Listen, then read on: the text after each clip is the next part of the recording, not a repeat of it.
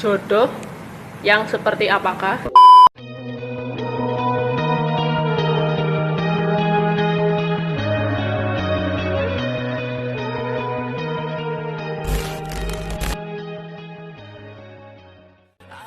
Shalom. Nah, teman-teman apa kabarnya nih? Semoga teman-teman sehat semua, sama seperti kita di sini sehat ya Om ya. Nah, teman-teman, pada hari ini kembali bersama dengan kami dalam ngobrol bareng GMG GTC. Nah, hari ini kami akan menjawab beberapa pertanyaan yang udah teman-teman kirimkan, tapi nggak semuanya ya Om ya. Kami hanya ambil 2 pertanyaan hari ini dan akan kami bahas sesuai dengan kemampuan kami dan pertolongan Tuhan ya Om ya, dan dengan firman Tuhan tentunya. Nah, terima kasih buat teman-teman yang udah ngirim pertanyaannya. Yang belum kirim, pengen kirim tapi masih ragu, jangan sungkan, kirimkan aja. Nah, hari ini pertanyaannya tuh, yang pertama nih, langsung aja ya teman-teman. Pasti teman-teman suka nih, apalagi yang anak-anak muda nih. Pertanyaan yang pertama adalah soal cinta, soal jodoh. Nah, apa yang lagi cari jodoh? Ayo ngaku. Nah, teman-teman, pertanyaannya adalah jodoh yang seperti apakah yang terbaik dari Tuhan? Gimana nih Om? Bisa dijawab? Ya, terima kasih Mbak Gin. Jadi sahabat muda, saya harap nanti kita membaca di rumah kita masing-masing dari dalam kitab Kejadian pasal 23, itu satu pasal, itu bisa dilanjut pasal 24. Nah, ada pesan di sana di mana Abraham dia memilih jodoh untuk anaknya. Jadi bukan memilih pacar loh, ini memilih jodoh. Artinya yang akan mendampingi seumur hidup. Karena pertanyaan ini sifatnya sudah sangat matang. Saya lihat ini bukan masalah mencari pacar, bukan masalah mencari wah cocok atau enggak cocok. Ini mencari teman seumur hidup nih. Jadi jodoh. Jadi saya harap nanti teman-teman baca Kejadian pasal 23. Nah, di sana kita temukan ada minimal 3 pokok penting yang Abraham tanamkan. Bagaimana mendapatkan seorang jodoh. Yang pertama, bahwa mereka harus berjalan mencari wanita tersebut bagi si Ishak anaknya Abraham. Jadi mereka harus melangkah dulu. Nah, ketika mereka melangkah, ada dasar yang paling penting yang ditanamkan oleh Abraham kepada orang yang diutus oleh Abraham untuk mencari wanita terbaik bagi si Ishak, yaitu apa? Iman. Jadi itu dasar pertama, iman.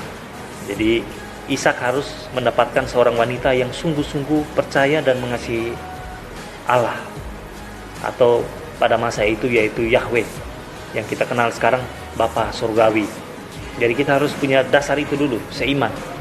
Orang yang percaya pada Tuhan Yesus Kristus, wanita yang sungguh-sungguh mengasihi Tuhan Yesus Kristus. Yang kedua, yaitu kalau untuk wanita. Kalau untuk pria ya, pria yang sungguh-sungguh cinta Tuhan, mengasihi Tuhan.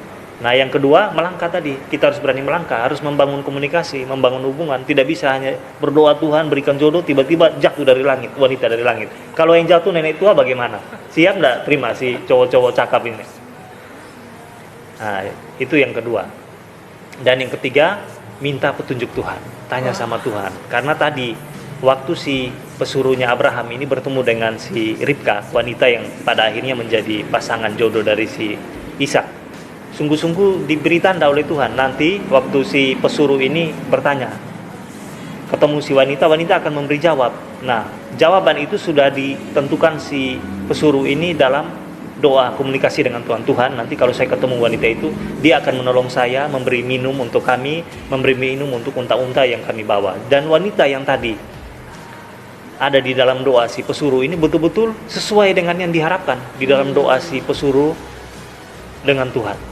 Bahwa wanita inilah yang akan memberi jawab dan dialah yang akan menjadi jodoh bagi si Ishak. Padahal tidak ada perjanjian apapun. Jadi betul-betul doa itu menjadi jawaban, kunci jawaban menemukan jodoh yang terbaik dari Tuhan. Jadi yang pertama, dia seiman. Yang kedua, kita berani melangkah, memilih, melihat-lihat dulu. Wah, ini jodoh bukan, ini jodoh bukan. Jadi jangan hanya berpangku tangan, lihat dulu. Mungkin lewat Facebook, Instagram, Twitter, datang ke gereja pastinya. Lalu kemudian mungkin WA. Nah, ambil langkah-langkah itu. Tapi bukan berarti dengan begini seolah-olah saya memberi keleluasaan bahwa bisa memilih banyak wanita untuk dipacari. Bukan begitu ya. Itu harus dijaga itu. Nggak boleh teman-teman. Ya, demikian. Nah, Om mau tanya juga nih, nyambung ya Om ya. Apakah dengan sama-sama yang beragama Kristen itu cukup?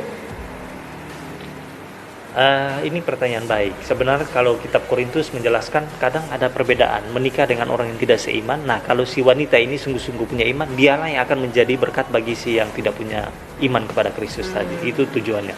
Namun hari-hari ini kan kita lihat bagaimana orang-orang juga yang menikah beda iman banyak mengalami tantangan, banyak mengalami gesekan-gesekan teologis karena masalah iman. Jadi ya alangkah lebih baik kalau kita kembali kepada pola Abraham tadi, mencari dari awal ya sudah, yang penting dia sama-sama percaya kepada Allah yang hidup, Bapa yang kekal, Tuhan Yesus Kristus. Oke. Tuh teman-teman, kalau mau cari jodoh yang kayak gitu tadi. Pokoknya yang kayak gitu tadi. Nanti dicatat ya, jangan lupa ya. Buat yang belum punya pacar, single, jomblo, jangan khawatir. Belum tentu single selamanya ya Om ya. Oh, jangan. Jangan, Tuhan pasti akan sediakan yang terbaik ya Om. Tidak baik ya. hidup seorang diri. Tidak baik hidup seorang diri tuh teman-teman tuh, dengerin tuh. Nah, pertanyaan yang kedua nih Om. Ya. Langsung aja. Nah, ini agak-agak ngeri nih. Ini tentang sebuah paham humanisme ya Om ya. Ada yang tanya, apakah humanisme yang berlebihan akan menimbulkan efek yang kurang baik buat iman kekristenan seseorang? Nah, itu pertanyaannya teman-teman. Silakan Om. Ya, terima kasih bagian.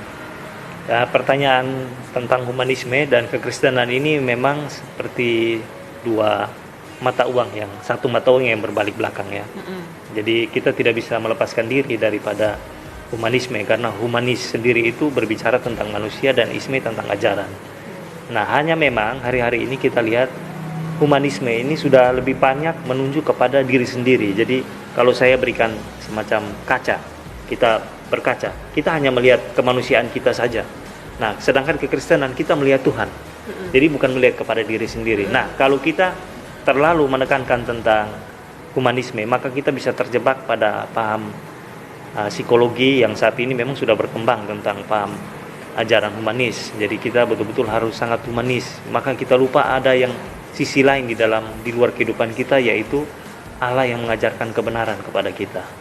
Nah, ini berbenturan karena humanis itu sendiri sebenarnya lebih kepada bagaimana servis kepada diri sendiri, bagaimana menyenangkan diri sendiri, bagaimana memenuhkan kebutuhan diri sendiri, dan itu dinyatakan oleh seorang psikolog bernama Abraham Maslow. Pada hierarki tertinggi dia berkata bahwa manusia itu harus sampai pada titik aktualisasi diri. Harus cukup dalam ekonomi, cukup dalam psikologinya, cukup di dalam sosiologis, dalam budaya, dalam seni, dan segala sesuatu. Jadi harus mencukupkan diri. Nah, disitulah kepuasan tertinggi daripada humanis. Sedangkan kita pernah belajar dari seorang Bunda Teresa di Calcutta, India. Dia sungguh-sungguh menjadi bunda luar biasa. Dia memberi hidupnya, tidak menikah, kemudian pergi melayani orang-orang kusta. Dan ini saya pikir bertentangan dengan paham humanis. Humanis biasanya lebih cenderung kepada kebutuhan diri dan lebih banyak sikap apatis yang akan keluar ketika dia berbenturan dengan situasi yang sepertinya bertentangan dengan humanisme tersebut. Nah, kalau kekristenan itu sebaliknya, justru kita melihat hal-hal yang di luar diri kita, seperti yang sudah diajarkan di dalam kitab Korintus pasal 13, 1 Korintus 13 mengenai kasih. Bunda Teresa mengajarkan melakukan apa yang diajarkan oleh firman Tuhan. Jadi dia melayani orang-orang yang terbuang, orang-orang yang sudah tidak dipandang, orang-orang hina, orang-orang kusta, orang-orang buangan, yang sebenarnya itu sudah bertentangan dengan aliran humanisme. Nah, mari kita belajar di sini bahwa kalau humanis itu tidak salah. Memang kita harus sangat humanis hari-hari ini. Banyak orang tidak peduli lagi pada sesama. Nah, sikap humanis yang positif adalah kita mau melakukan kasih seperti Bunda Teresa. Kalau humanis untuk mencapai aktualisasi diri seperti Abraham Maslow, ya boleh, tidak apa-apa, kita harus sukses. Tapi jangan lupa, seorang besar seperti Albert Einstein pernah berkata, sebenarnya berhentilah menjadi orang sukses, tetapi jadilah orang yang bermanfaat atau orang yang bernilai. Nah, itu teman-teman, jadilah orang yang bermanfaat. Jadi untuk apa sukses tapi hidupnya nggak bermanfaat gitu ya Om ya? Tidak bernilai. Nah, itu teman-teman, jadilah orang yang bermanfaat. Nah, jadi humanis itu boleh, apalagi saat-saat seperti ini. Tapi tentunya kembali tadi seperti yang Om Jamie bilang ya Om ya, untuk sesama, bukan untuk diri sendiri dan lain sebagainya. Boleh gitu. tambah sedikit? Oh boleh. Bagian, karena ada di dalam kitab 1 Korintus pasal 6, Di sana nanti sahabat muda bisa melihat ayatnya yang ke 1 Korintus pasal 6 ya, mulai dari ayat 11. Nanti dibaca di sana. Di sana ada perbandingan antara Yesus dan Belial. Nah, Belial ini siapa? Belial ini kalau di dalam bahasa Ibrani dari dua kata. Beli yaitu tidak, dan Ya'al bermanfaat. Jadi Yesus ini dibandingkan dengan sesuatu yang tidak bermanfaat. Nah, kalau orang yang memilih aliran humanis, sebenarnya dia memilih aliran yang tadi, Belial, yang tidak ada manfaat, yang tidak ada guna. Nah, Yesus menyuruh kita untuk sungguh-sungguh hanya memilih pribadi Yesus, memilih Allah, memilih jalan yang benar, bukan memilih Belial. Kalau kita memilih Belial, ya tidak bermanfaat, tidak berguna. Hanya sampah, hanya kosong. Kita boleh memiliki segala sesuatu, tapi kita tidak mendapatkan jaminan keselamatan. Karena jangan lupa, itulah tujuan akhir hidup kita, yaitu memperoleh janji keselamatan di dalam Tuhan Yesus. Baik kita yang sudah berkeluarga maupun yang lagi memilih jodoh tadi. Nah, itu kan kita tidak tahu ya kapan kita dipanggil pulang oleh Tuhan. Tapi yang pastinya kita pengkhotbah pasal 12 dia bilang kita harus bertanggungjawabkan di pengadilan Tuhan. Jadi ada pengadilan loh bagian.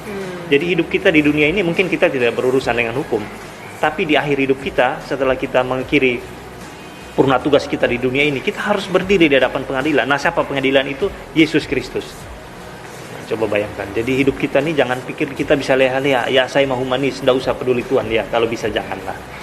Ya, mari kita ingat bahwa ada bagian di luar sana yang sangat membutuhkan sentuhan humanis dari orang-orang yang mengasihi Tuhan Yesus. Itu GMG. Nah, itu teman-teman. Sebetulnya di sekolahnya Gikin juga sempat tuh ada ajar yang bilang, wah kalau hamba Tuhan humanis itu sesat gitu. Nah, dari situ Gikin berpikir tuh. Dan kebetulan ada yang nanya nih pas gitu kan. Nah, akhirnya terjawabkan sudah. Terima kasih buat yang nanya. Kita klop. Pertanyaannya sungguh klop ya sama saya. Nah, itu teman-teman yang bisa kami jawab hari ini. Nah, buat teman-teman yang mau tanya, jangan ragu, tanyain aja. Apa aja ya Om ya? Apa aja ya Om ya? Kita berusaha. Kalaupun kita nggak bisa jawab, itu juga jawaban ya bagi. Nah, itu kalau kita nggak bisa jawab, itu juga jawaban. Jawabannya adalah kita nggak bisa jawab. Bercanda. Nggak apa-apa, kirimin aja, nanti kalau kami bisa jawab kami akan jawab gitu kan. Tapi nanti next video juga kami akan kontennya akan beda lagi ya Om ya. Kami akan mungkin ada renungan, mungkin tanya jawab lagi seperti ini, mungkin yang lain, mungkin atau bedah buku. Bedah buku tuh teman-teman boleh tuh. Pasti yang suka baca buku pasti suka banget. Nah, terus mungkin podcast, mungkin kalau ada alatnya ya teman-teman, boleh nanti kami akan coba. Nah, itu teman-teman, semoga ini menjadi berkat buat teman-teman semua, GMG, GTC maupun yang lain. Teman-teman di luar GMG, GTC juga terima kasih. Sekian aja dari kami. Tetap semangat teman-teman di rumah, jaga kesehatan, dan kita berdoa dulu. Mari kita berdoa. Bapa Surgawi, kami bersyukur, berterima kasih ada kesempatan kami sharing dalam masa muda kami ini, sehingga kami tidak salah arah. Syukur kepada Tuhan jika pada saat ini kami bisa membahas beberapa hal dalam sudut pandang firman Tuhan. Berkati sekali lagi yang sudah kami sharingkan, dan nanti saudara-saudara kami yang membuka channel ini bahkan merenungkan Tuhan, berkati sehingga ada hal-hal baik, dan kami percaya Roh Kuduslah yang akan memberikan pertolongan kepada kami sekalian dan kepada sahabat muda sekalian. Di dalam nama Tuhan Yesus Kristus kami bersyukur. Haleluya. Amin. Oke, amin. Sekian aja dari kami. Sampai jumpa. Tuhan Yesus memberkati.